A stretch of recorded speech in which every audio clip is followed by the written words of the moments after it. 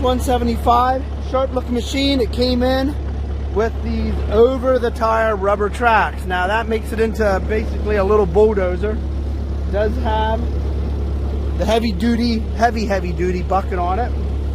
And this machine we have not taken through our shop. It will need some TLC. The machine runs and drives, as you can see, but it will need some TLC, so we haven't done anything with it. We're just selling it cheap as is.